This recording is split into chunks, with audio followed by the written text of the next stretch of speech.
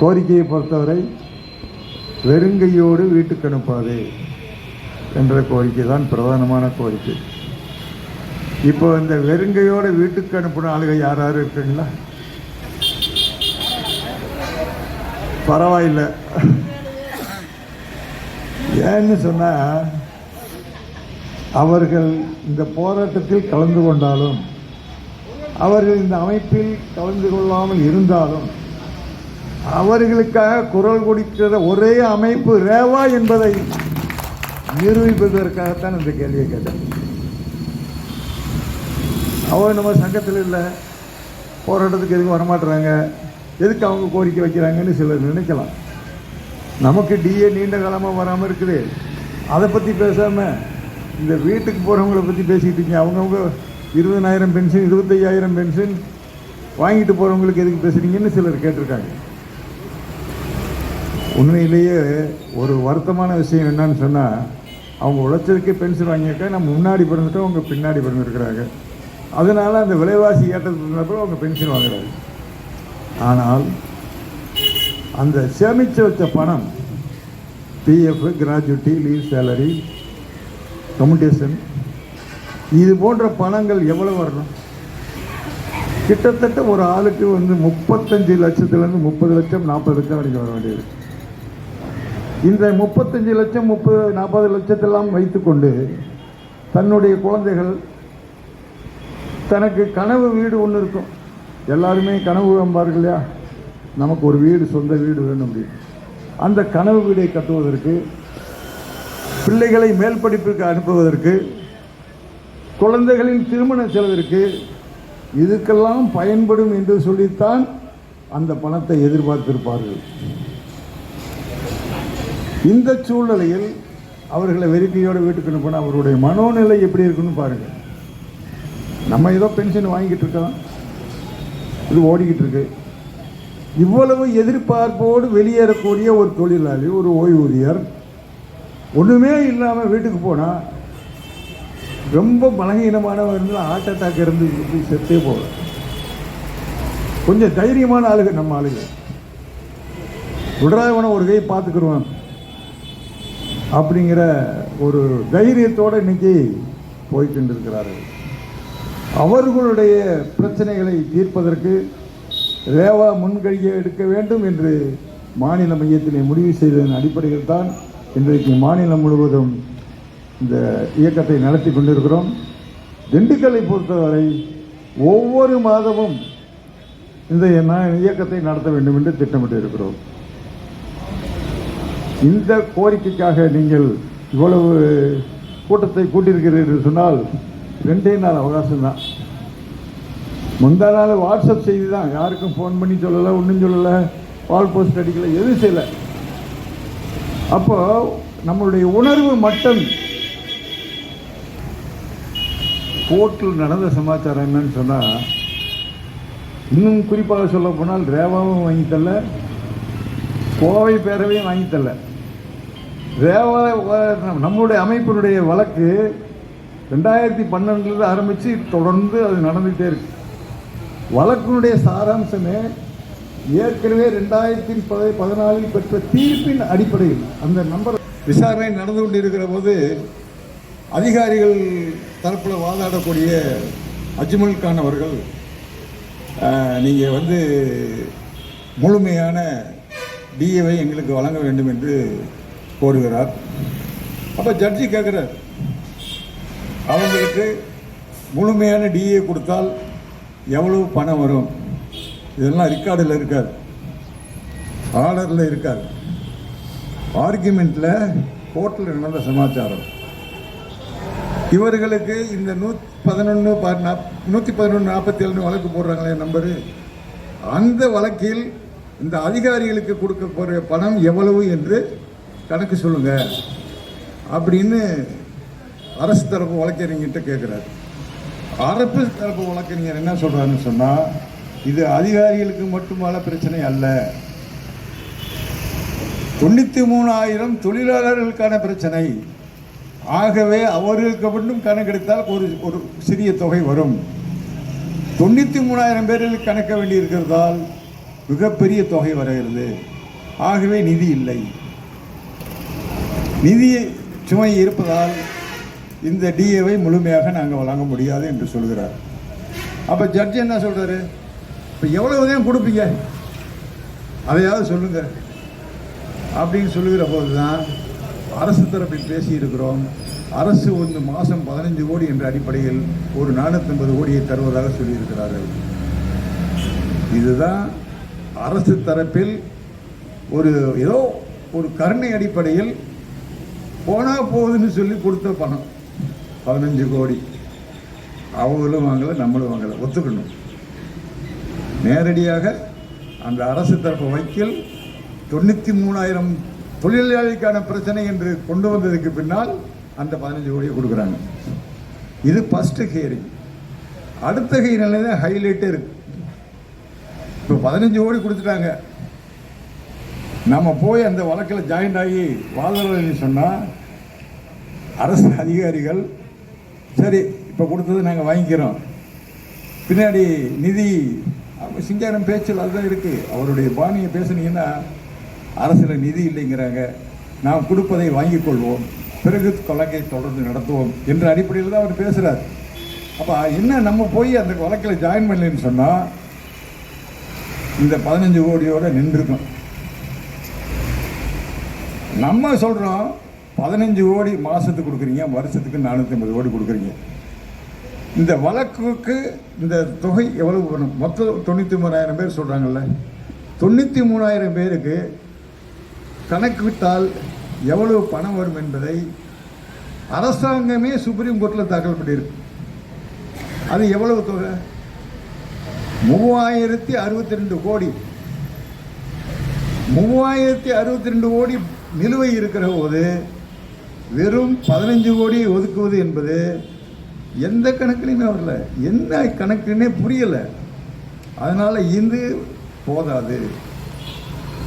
இன்றைக்கு இருக்கக்கூடிய விலைவாசி உயர்வில் 10,000, 7,000, 5,000 பென்ஷன் வாங்கக்கூடியவர்கள் இந்த 27%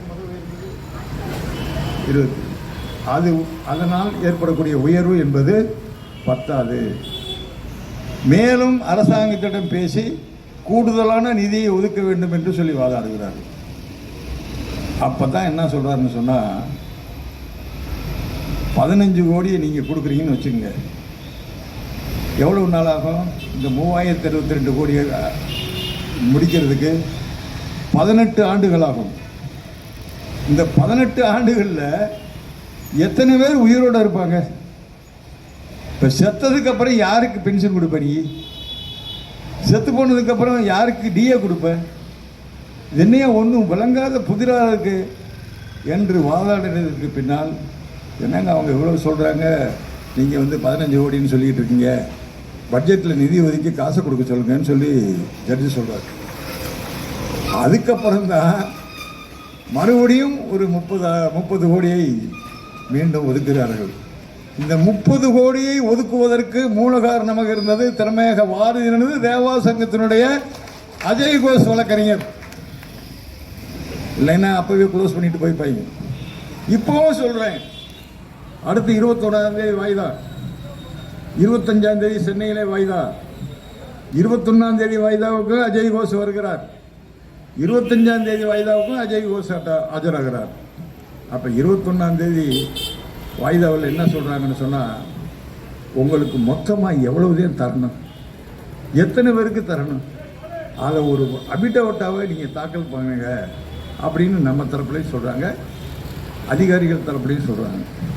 அப்போ நாம் அதுக்கான டாக்குமெண்ட் எல்லாம் ரெடி பண்ணி வரக்கூடிய 21ஆம் தேதி வாய்தாவில் தாக்கல் பண்ண போகிறோம். அதே மாதிரி 25ஆம் தேதி வழக்கில் வாய்தாவிலும் தாக்கல் செய்ய போகிறோம். அந்த 2 வழக்குகளிலும் ரேவா கொடுக்குற கணக்கு வழக்கு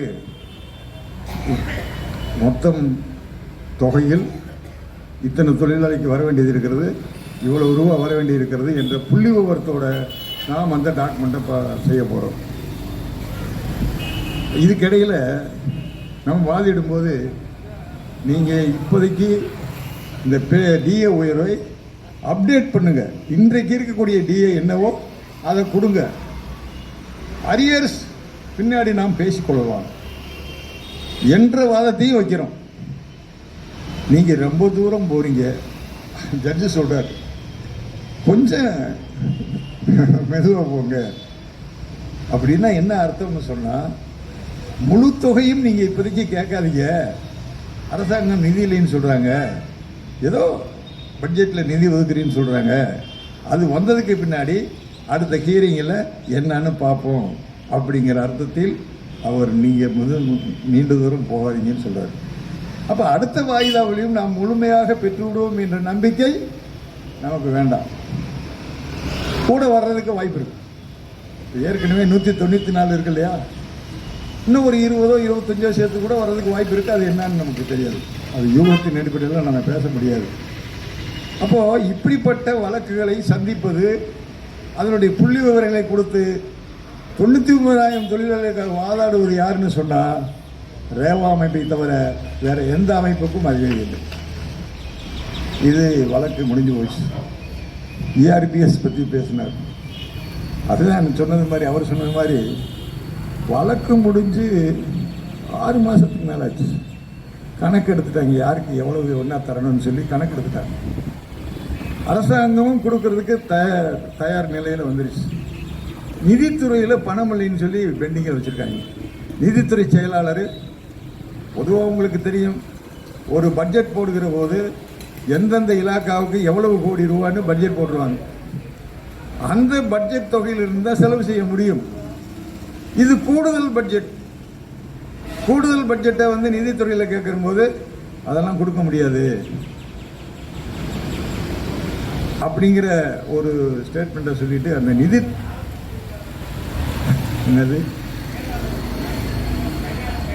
ஃபைனான்ஸ் செக்ரட்டரி யாராக இருந்தால் நமக்கு என்ன? ஃபைனான்ஸ் செக்ரட்டரி அரசாங்கம் சொல்கிறத கேட்பாரு, அரசாங்கம் ஃபைனான்ஸ் சொல்கிறதை கேட்போம். அது எக்ஸ்ஆர் நோய், அவருக்கு நமக்கு யாராக இருந்தால் நமக்கு என்ன? அவங்க சொல்கிறாங்க, அதுதான் வந்து நடைமுறையும் கூட. அப்போது இந்த சிக்கல் அதில் இருக்குது. அப்போ கூடுதலாக நிதியை ஒதுக்கி ஸ்பெஷல் ஃபண்டுன்னு ஒன்று வச்சுருப்பாங்க. அந்த ஸ்பெஷல் ஃபண்டிலிருந்து இந்த ERPSக்கான தொகையை ஒதுக்கி வழங்குவதற்கான ஏற்பாடுகளை நாம் நீதிமன்றத்தில் மறுபடியும் ஒரு என்ன சொல்கிறது, அது நினைவூட்டும் பெட்டிஷன் போடணும். தீர்ப்பு முடிஞ்சிருச்சு, கணக்கு போட்டாங்க, கொடுக்க மாட்டாங்க, நீங்கள் கொடுக்க சொல்லுங்கள் அப்படின்னு சொல்லி நினைவூட்டும் பெட்டிஷன் போடணும். அந்த நினைவூட்டும் பெட்டிஷன் போடுவதற்கு தான் இன்றைக்கு ஜட்ஜி உடம்பு சரியில்லாமல் ஹார்ட் ஆப்ரேஷன் பண்ணி லீவில் இருக்கிறாரு. போன வாரமே அவர் ஜாயின் பண்ணதாக இருந்தது. மேலும் ஒரு வாரம் லீவு போட்டதுனால இன்னும் அடுத்த வாரம் அந்த நீதிபதி அநேகமாக ஜாயின் பண்ணுவார். வந்தவுடனே நம்ம வழக்கத்தான் முன் கொண்டு போகிறோம். அதுலேயும் நாம் நிச்சயமாக வெற்றி பெறுவோம். ஏற்கனவே பாக்கி உள்ளவர்களுக்கு கிடைக்கும், 15 வருஷம் முடிஞ்சவங்களுக்கு கிடைக்காது. அப்போ எப்போ நிறுத்தினாங்க? அந்த நிறுத்தின தேதியிலேருந்து ஒரு மாதம் ஒருத்தர் வாங்கியிருப்பார் 1000 ரூபா. 2 மாதம் வாங்கினவங்களும் இருப்பாங்க. அந்த 2 மாதம் போக 15 வருஷத்துக்குள்ள டிஏவை தொடர்ச்சியாக கொடுக்கணும். இப்போ டேட்டு வரைக்கும் அரியர்ஸை கொடுத்துட்டு மிச்சத்துக்கு அடுத்து 1000 போடணும். இதெல்லாம் உலகம் கணக்கு இருக்குது அந்த இதில். அதனால் அந்த ERPSஐ பொறுத்தவரை கூடிய விரைவில் நமக்கு கிடைக்கும் என்ற உத்தரவாதத்தை நான் உங்களுக்கு அளிக்க கடமைப்பட்டிருக்கிறேன். அதே போல் இந்த சங்கத்தை சீர்குலைவு வேலைகளை செய்கிறவங்க பேசணும். அது உண்மையிலேயே நாமளும் எவ்வளவோ பொறுமையாக நம்ம சங்கத்தை கையாண்டுக்கிட்டு இருக்கோம், நடத்திக்கிட்டு இருக்கிறோம். ஆனால் சில நேரங்களில் நம்மளை பொறுமையை இழக்க வச்சிடுறாங்க.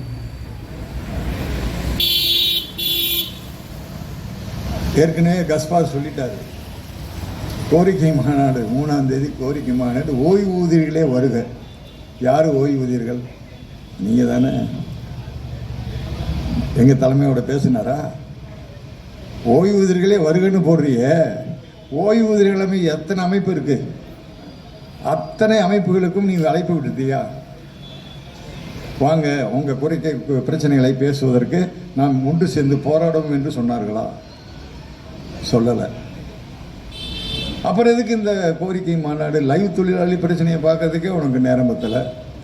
அவங்க பிரச்சனையை தீர்க்கறதுக்கு உனக்கு முடியல, ஓய்வூதியர் பிரச்சனையை நாங்கள் பார்த்துக்கிறோம், நீ எதுக்கு வந்து இங்கே தேவையில்லாமல் போட்டுக்கிட்டு மாநாடு அது இதுன்னு போட்டு இருக்கிறவனை பூரா குழப்பிக்கிட்டு இருக்க?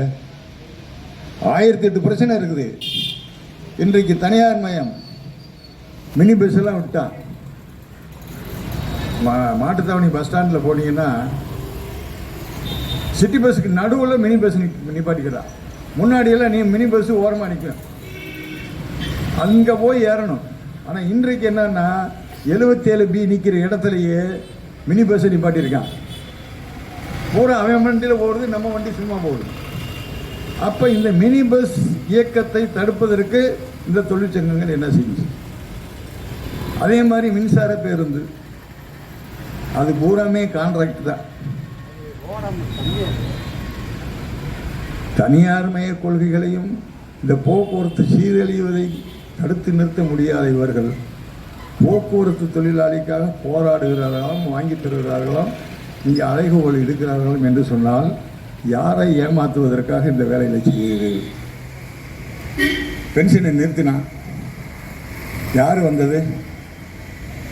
அவங்க ஒன்று சொல்கிறாங்க, அதாவது வந்து ஓய்வூதியர்கள் போராடினால் அவங்களுக்கு கோரிக்கையை நிறைவேற்ற முடியாது, கிடைக்காது, நாங்கள் தான் அதை செய்து கொடுப்போம். அப்போ 13 நாள் போராட்டத்தில் நீ வந்த ஓய்வூதியர்கள் தன்னந்தனியாக நின்று எங்களுடைய பென்ஷன் வங்கி கணக்கில் வரவு வைக்கும் வரை இந்த இடத்தை விட்டு நகல மாட்டோம் என்று இரவும் பகலாக போராடியது ரேவா சங்கம். அதுக்கு பின்னாடி தான் நமக்கு பென்ஷன் வந்துச்சு. எந்த தொழிற்சங்கம் போராடிச்சு சொல்ல முடியுமா? அதே மாதிரி 5ஆம் தேதி பென்ஷன் இப்போ பூரா என்ன நடக்குது தெரியுங்களா? இந்த 13 நாள் போராட்டத்துக்கு பின்னாடி நாங்கள் பென்ஷன் வாங்கி கொடுத்தது நாங்கள் தான், இந்த 5ஆம் தேதி பென்ஷன் வாங்கி கொடுத்தது நாங்கள் தான், நாங்கள் போய் பேசுனதுனால தான் இந்த பிரச்சனையெல்லாம் தீர்ந்துச்சு. எல்லாம் புருடா விட்டுக்கிட்டு தெரியுறாங்க. நமக்கு தெரியும் இந்த 5ஆம் தேதி எப்படி பென்ஷன் வந்துச்சு.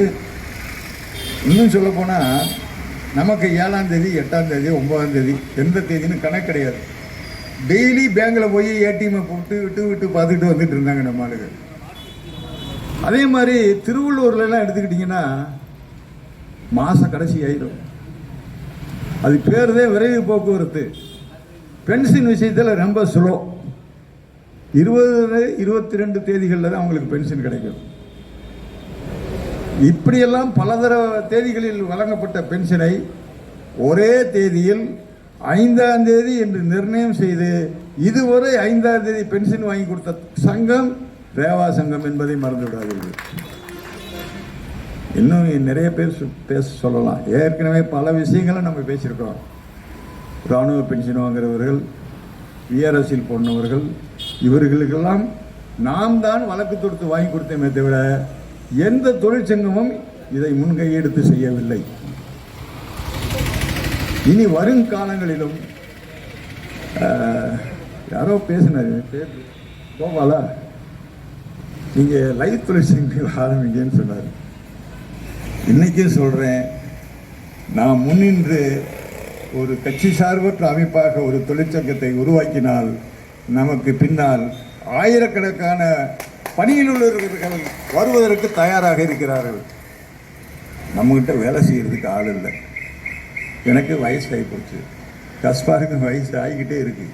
இப்போ நாம் நம்ம வேலையை பார்க்குறதுக்கே நமக்கு ரொம்ப சிரமமாக இருக்கக்கூடிய சூழ்நிலையில் அவர்களுடைய பணியையும் நாம் சுமக்க முடியாது. இருந்தாலும் நிலைமை இப்படியே நீடித்து கொண்டிருந்தால் அவர்களுக்காகவும் சங்கம் அமைத்து அவர்களுக்காக நாம் போராடுவதற்கும் உரிமைகளை பெறுவதற்கும் தயாராக வேண்டும் என்று இந்த நேரத்தில் கூறி, நீங்கள் எல்லாம் ஒற்றுமையாக எங்களுக்கு உறுதுணையாக இருக்க வேண்டும் என்று சொல்லி வாய்ப்புக்கு நன்றி கூறி முடித்துக் கொள்கிறேன். நன்றி, வணக்கம்.